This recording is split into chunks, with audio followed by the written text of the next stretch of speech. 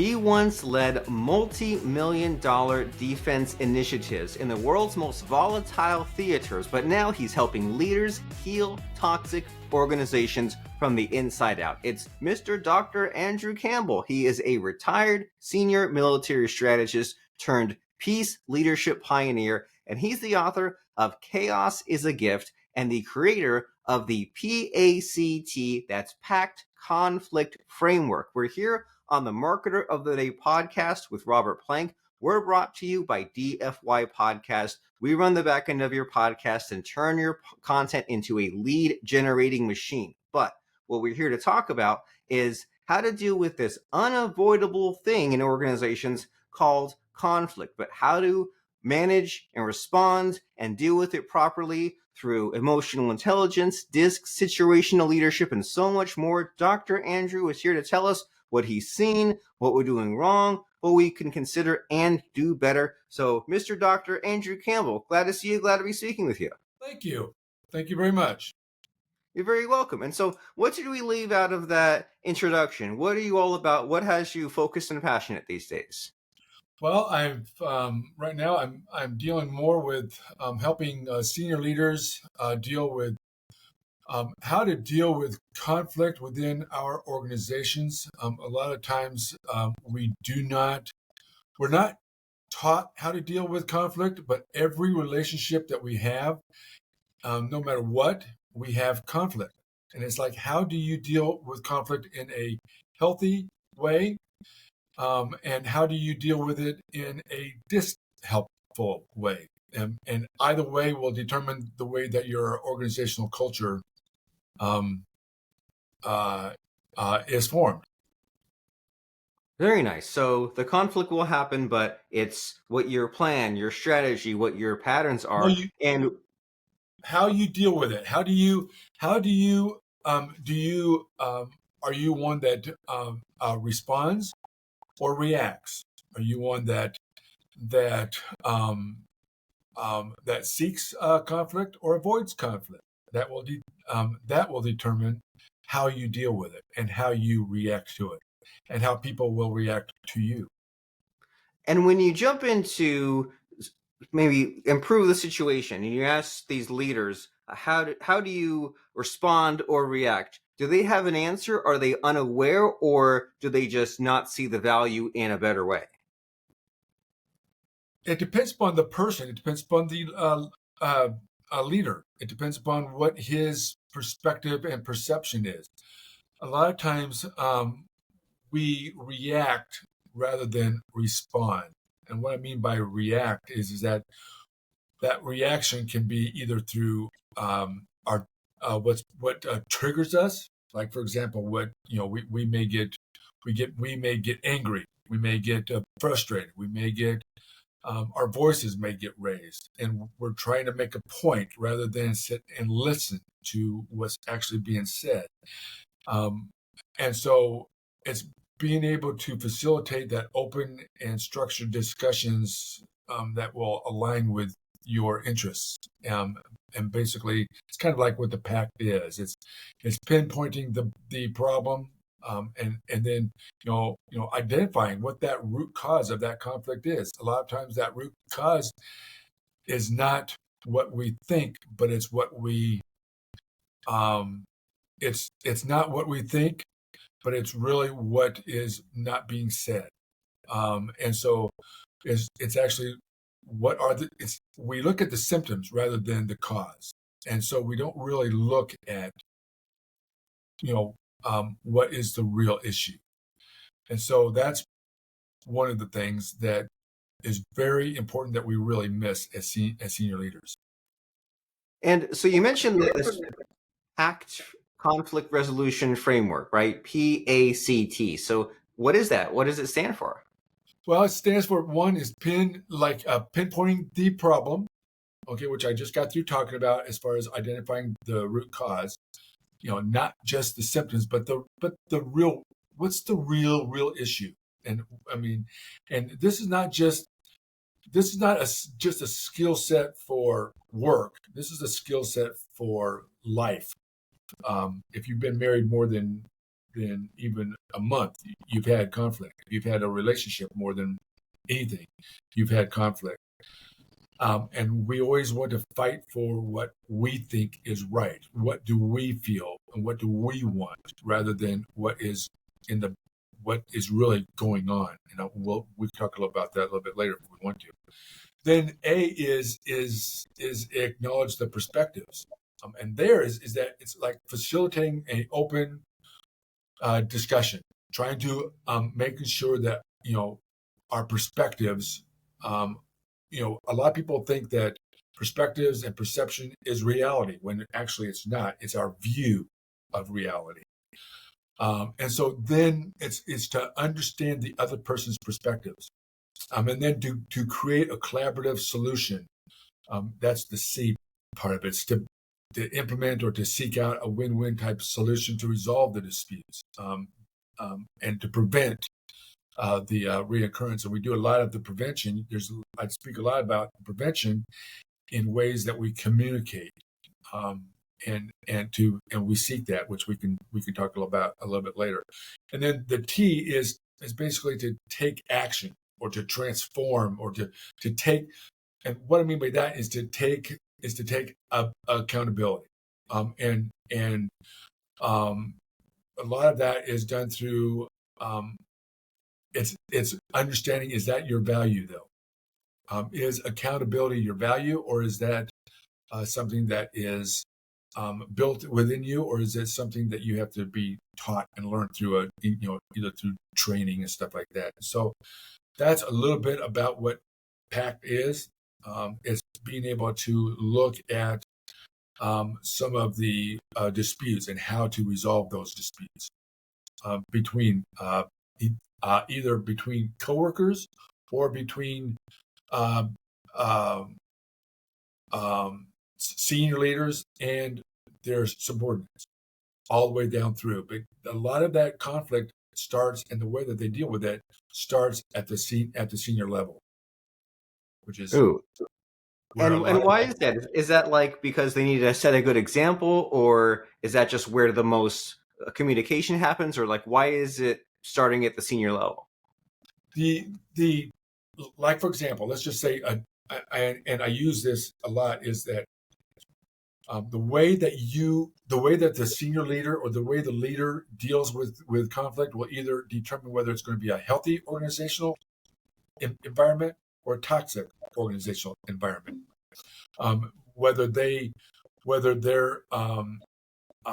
trying to, and what I mean by toxic is, and we've all, the Workplace Bullying Institute did a study in 2023 or 23, I'm sorry, that showed that over 60% of all companies have a toxic organizational culture.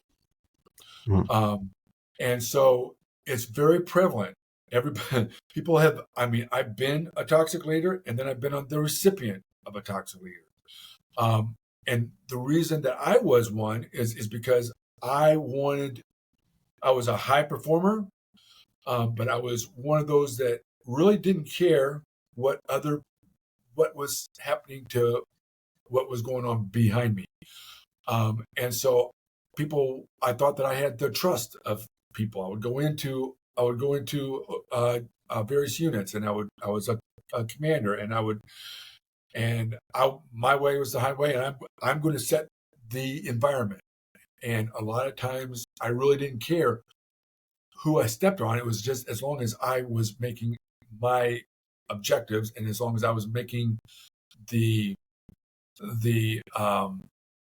I was looking good in front of my boss, I really didn't care about anybody, And so I learned the hard way that through that, as a toxic leader, you are either the person that is going to leave a legacy of somebody that is a good leader, or somebody that wants to follow, or somebody that is a bad leader and somebody that they do not want to follow.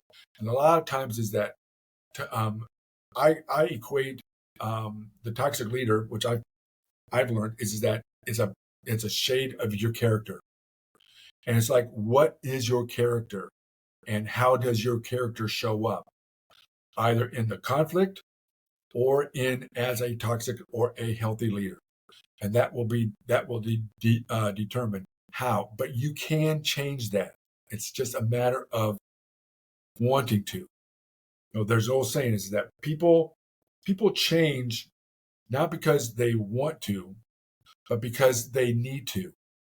And when they acknowledge that, and then when they do acknowledge it, they're really not going to make the change until they decide to change, and they decide to do the hard work, and that takes courage. And a lot of leaders don't want to make that courage. They don't have that to be realized, but they don't seek that courage out because it's too hard. And a lot of us are set in our ways, and we see life in a perception and a perspective that we don't really look at the other side. We don't, because oftentimes, and this is what I learned, is that oftentimes when you step outside of your perspective, you could be wrong. And a lot of times I was wrong. And it was a matter of accepting and being able to acknowledge that perspective and acknowledge that differences. So you can resolve that dispute. Does that make any sense? Yeah, it's my head's swirling with a lot of like psychological ideas, right? When they say that it's all about pleasure and pain. And so if someone doesn't see the pleasure, the benefit in changing their leadership style, then they won't take it seriously. If they see the pain of sometimes being wrong, or that pain, discomfort of growth, of having to just change and act in a different way, I can definitely see how it can be tough to do anything different, right? Especially when you have these organizations and 60% toxic workplace. Why would I change when everyone around me is just as mean and bullying and doing things the same old way? And I'm really curious about this transformation that you had, because you said that at first you were a toxic leader, and it took you all of these steps that you said here of like there was the seeing that there was a problem, and then like deciding to change and doing the work. And like, was there a moment, or was there like an event, failure? Like, why did you change your ways? Well, it was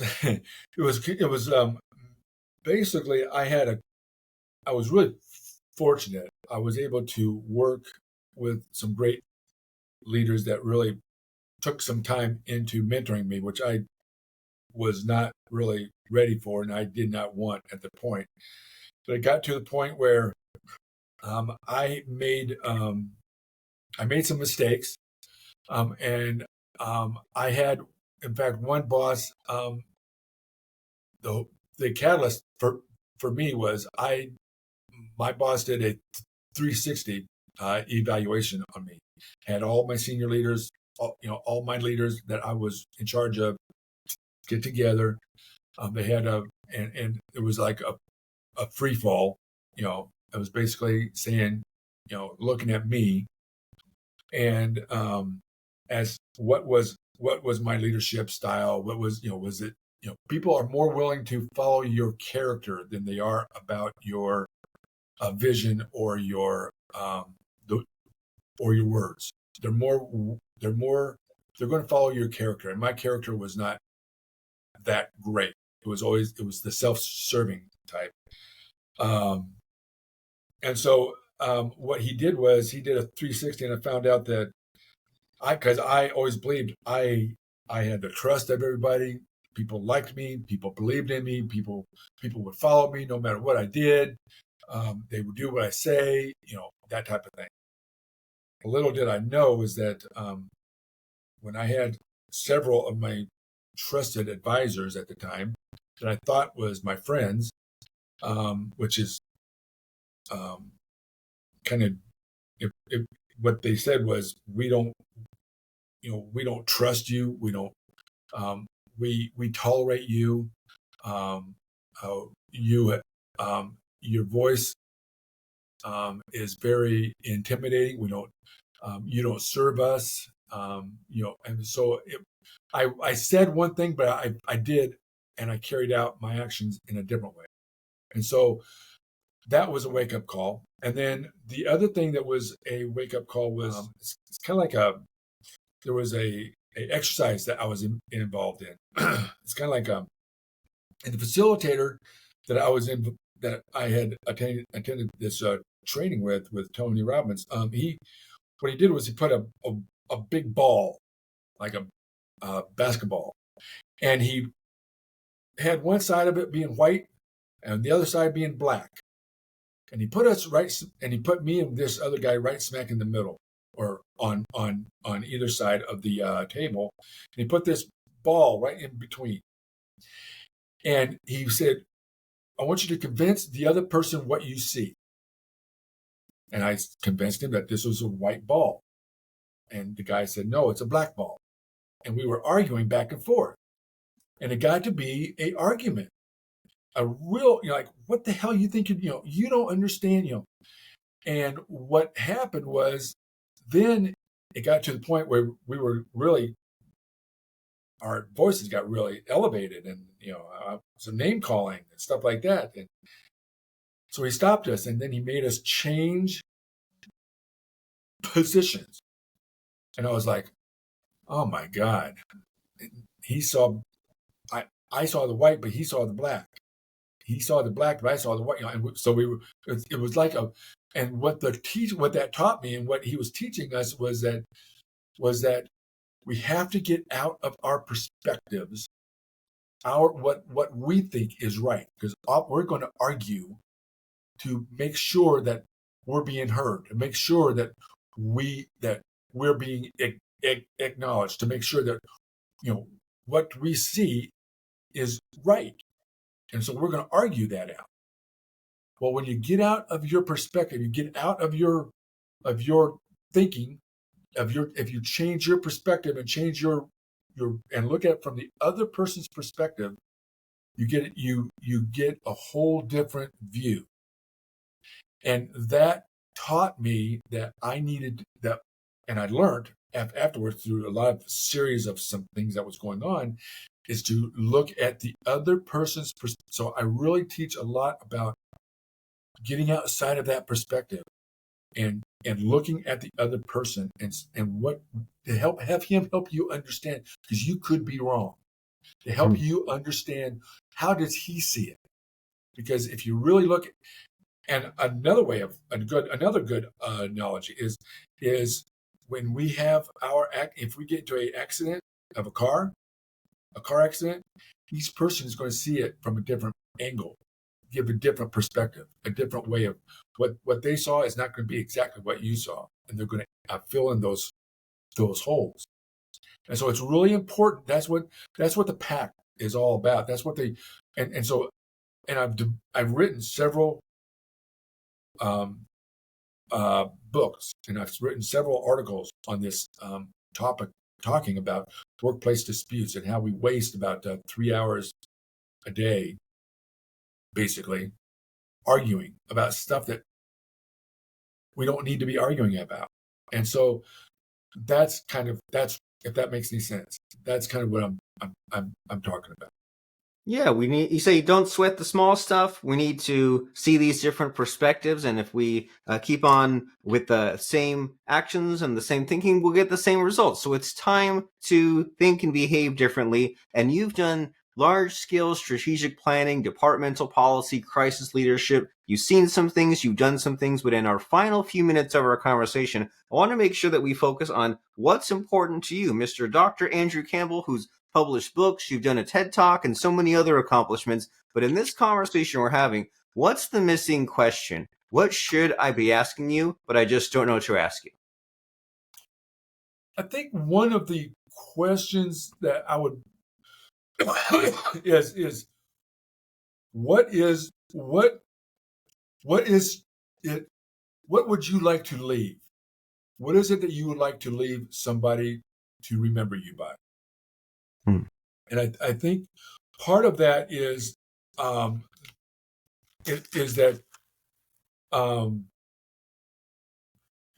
there's an old saying is that leadership, leaders that are in love with their power, which is what I was, Leaders that are in love with their power will always be captured by the leaders who are in love with their people.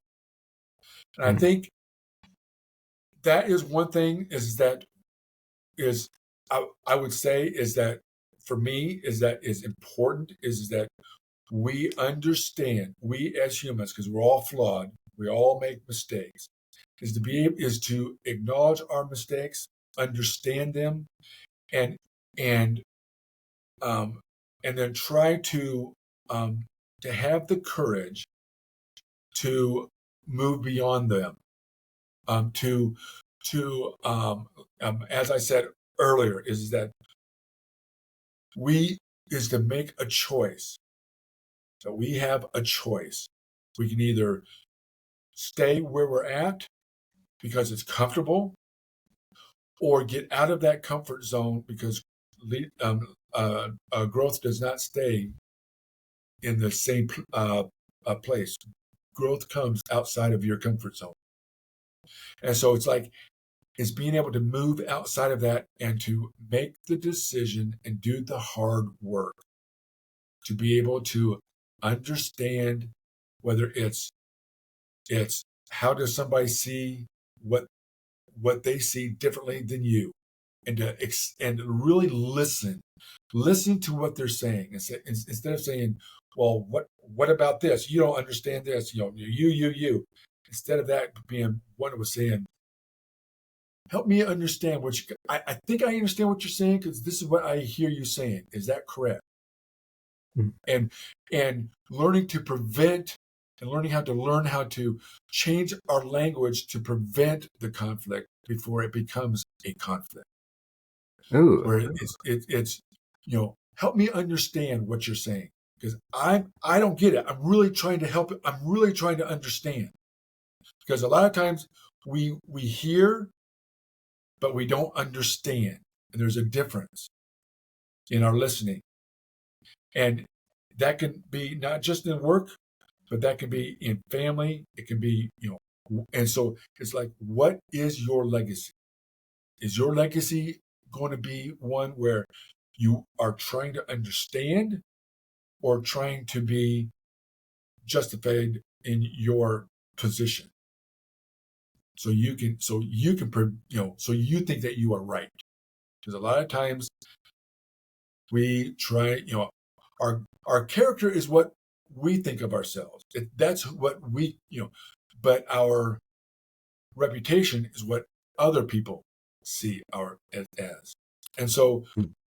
the same thing, leadership is created. I'm sorry, leadership is learned. You learn this. Character is created, but your leadership is a reflection of your character. Ooh. Very nice. And I think that's what I would say, if that makes any sense.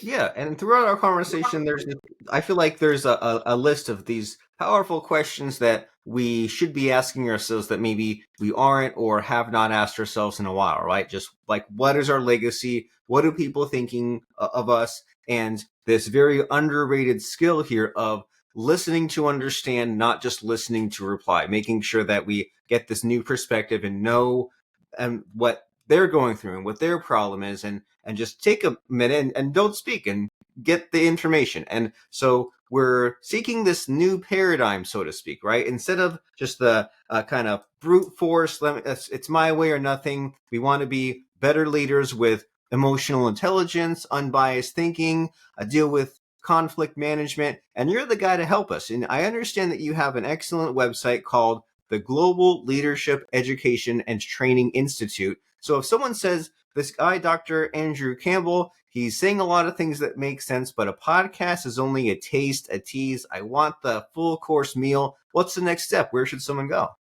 They should go to leadwellacademy.myabsorb.com, and there is two areas that is really focused on with that. One is there's a series of 4 courses on conflict management and conflict resolution, which I just got through talking about. And then there's also a whole series on emotional intelligence, talking about perception and perspective, and talking about biases, how our biases impacts our decision making and our lives. Because leaders are nothing more than problem solvers and decision makers. Hmm. And so, but if we have conflict, we're not solving anybody's problems but ourselves.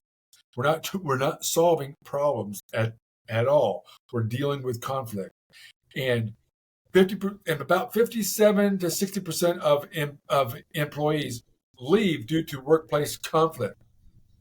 And so it's really important that executives who spend about 30 to 40% of their time managing disputes, that they know how to do that in a healthy, constructive way. And that's what these courses, and that's what the whole institute is all about.